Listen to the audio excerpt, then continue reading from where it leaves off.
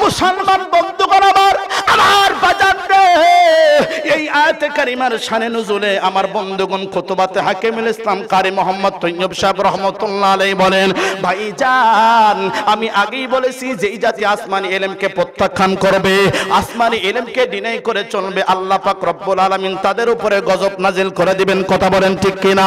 আমার বাজার রে ও বন্ধুগণ, লম্বা আমি করব না, নতুন একটা কাহিনী আপনাদেরকে জানায় দিতেছি।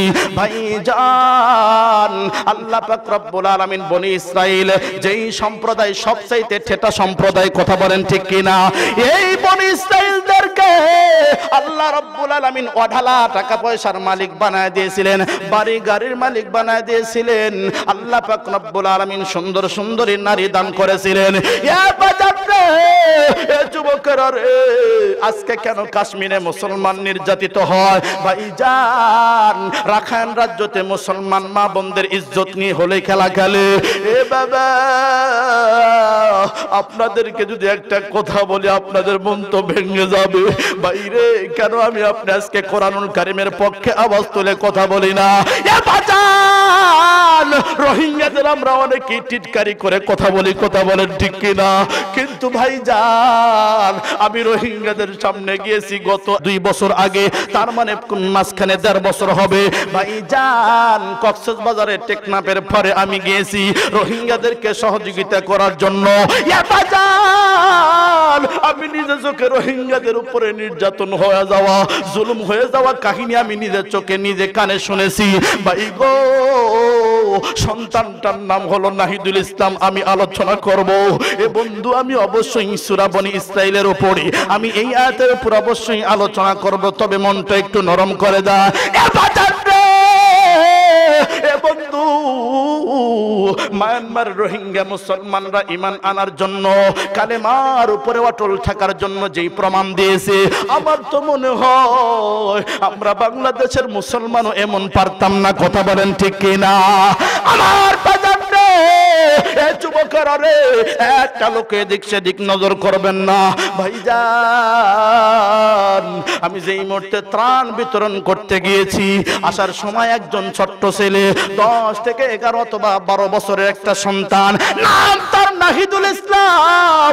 এই সন্তানটা আমার এরকম আস্তিনটা জামাটা কপ করে টান দিয়ে ধরলেন, ডাক দিয়ে বলতেছেন, হুজুর আমার নাম হলো নাহিদুল ইসলাম। হুজুর গো, বাংলাদেশের টুপিওয়ালারা ওলামায়ে কেরামরা বড় ভালো, আমরা শুনেছি আপনারা অল্প টাকার বেতন পাইয়া চাকরি করেন।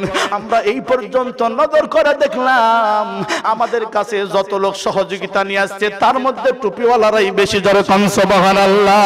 আমার বাজার রে, আমি নাহিদুল ইসলামের চোখে চোখে চোখে তাকানোর পর আমি দেখলাম নাহিদুল ইসলামের 2 চোখ বেবে গাল বেবে পানি দাঁড়া করে বাইর হয়ে যায়। নাহিদুল ইসলামকে আমি ডাকতে বললাম, বেটা রে তোমার মনে কি কষ্ট? নাহিদুল ইসলাম ডাকতে বলে, হুজুর এ বাংলার জমিনের মুসলমানেরা রে, যুবকেরা রে, মনটা একটু নরম করে দেন। ভাইজান নাহিদুল ইসলাম আমার ডাক দিয়ে বলতেছে, হুজুর গো আমি আপনারা জিজ্ঞাসা করব, ইসলামের কারণে, কালেমার পক্ষে আন্দোলন করার কারণে, মুসলমান হওয়ার কারণে আবু জেহেলের যুগে, বিশ্বনবীজির যুগে হযরত সুমাইয়া রাদিয়াল্লাহু তাআলা আনহাকে লজ্জাস্থানের ভিতরে বল্লম ঢুকায় দিয়েছিল, দুনিয়ার বুক থেকে বিদায় করে দিয়েছিল। এই কাহিনীটা আপনারা পড়ছেন আর বলছেন, হুজুর আপনি একটু দয়া করে বলবেন আপনি কি স্বচক্ষে দেখছেন নাকি? আমি বললাম না না। ডাকতে বলতেছে, হুজুর গো ফেরাউনের মেয়ের দাসী কালেমা পড়ার কারণে, মুসার উপরে ঈমান আনার কারণে ফেরাউনের দাসীকে এরকম ভাবে তার দাসীর 3টা অথবা 2টা সন্তানকে আগুনের গরম তেলের ভিতরে মাছ ভাজার মতো ভাজিছিল। ও হুজুর আমি আপনার কাছে জানতে চাই এই দৃশ্যটা কি আপনারা দেখেছেন নাকি শুনে শুনে বলতেছেন? আমি বললাম, বেটা রে এই দৃশ্য তো আমরা দেখি নাই, বহুত বছর আগেকার কথা। ডাকতে বলতেছে, হুজুর গো আমি নাহিদুল ইসলাম হযরতে সুমাইয়ার মতো একজন বোনের কালেমা পড়ার পক্ষে থাকার কারণে আমি নিজে চোখে দেখেছি পুলের সাথে পিলারের সাথে বান্ধিয়া ইজ্জত লুণ্ঠন করিয়া বেঈমানেরা ধারালো অস্ত্র দিয়া অঙ্গ প্রত্যঙ্গ কেটে দুনিয়ার বুক থেকে বিদায় করে দিয়েছে। বলতেছে হুজুর গো, এ যুবকেরা রে, কেন আমি আপনি কোরআনুল কারীমের মাহফিলে আসি না? যুবক আমার দিকে তাকাও রে যুবক। আমি নাহিদুল ইসলামের গালে চুমু দিলাম, ডাকতে বলতেছি বেটা রে, এমন করে তুই বলিস না। ডাকতে বলতে হুজুর আমি কি বলবো, আমি তো এই দৃশ্যটা আমার বাড়িতে দেখেছি। হুজুর একটা দুইটা নয়, আমি দেখেছি কোরআনুল কারীমের হাফেজদেরকে, কোরআনুল কারীমের হাফেজাদেরকে এরকম ভাবে ইজ্জত লুণ্ঠন করিয়া লজ্জাস্থান কাটিয়া দুনিয়ার বুক থেকে বিদায় করে দিয়েছে। ডাকতে বলতে হুজুর গো, ও হুজুর আমার বাস্তব একটা কাহিনী।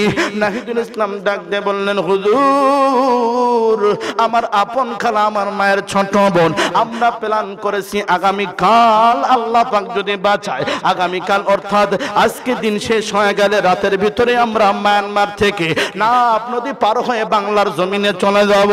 ও হুজুর এশার নামাজ পরে রাত 12টার দিকে আমরা এরকম ভাবে আস্তে আস্তে বেশি রাত হবে আমরা পালায় যাব। কিন্তু হুজুর গো এশার নামাজ পর আমাদের বাড়িতে মায়ানমারের রোহিঙ্গা বৌদ্ধ হারামিদের সৈনিকেরা চলে আসলো। ডাকতে বলতে যে হুজুর গো, আমার বাবাকে ডাক দিয়ে বললেন বেটারি বাড়ি থেকে বাহির হও, তোমার এরকম ভাবে ছোট্ট শালীকে আমাদের কাছে পাঠায় দাও। ও হুজুর আমার বাবা বারবার অনুরোধ করলেন আমাদেরকে তোমরা মেরে ফেলো, আমাদেরকে তোমরা প্রয়োজনে মারো, আমার এই ছোট্ট বোনের কলিজার ভিতরে কোরআন বিদ্যমান, এরা তোমরা ইজ্জত লুণ্ঠন করো না, কোরআনুল কারীমের অবমাননা করো না। চিৎকার করে বলেন নাউজুবিল্লাহ। সেই কোরআনুল কারীমের কথা শুনতে রাজি আছেন কারা কারা? দোকানে হাত উঠে একবার দেখান। লিল্লাহি তাকবীর, নারায়ে তাকবীর। এখনো কি কোরআনুল কারীমের কথা শুনে আমরা ভাগবো না থাকবো? থাকবো না ভাগবো? এ যুবক খুব খেয়াল করবেন, আজকে আমি আপনার আওয়াজ একজন মুসলমান ভাইয়ের পক্ষে হবে না। দেরি নাই, সেই সময় আমি আপনার উপরে আক্রমণ হবে, আর একজন চেয়ে চেয়ে তাকিয়ে থাকবে। কথা বলেন ঠিক কিনা? আর যদি মাথার পাগড়িটা কাপড়ের কাপড়টা শরীরে পাচিয়ে কোমরে বন্দিয়া যদি ময়দানে ঝাঁপিয়ে পড়তে পারো, নারায়ে তাকবীর দিয়া আল্লাহু আকবারের ধ্বনি দিয়া নাস্তিক মুরতাদ যেথায় পাও সেখানেই ধাবার দাও, এই স্লোগান যদি দিতে পারো, খোদার কসম করে বলি বাংলার জমিনে আর কোনদিন কোরআন বিরোধী কথা বলবে না, বলবে না। কথা বলেন ঠিক কিনা?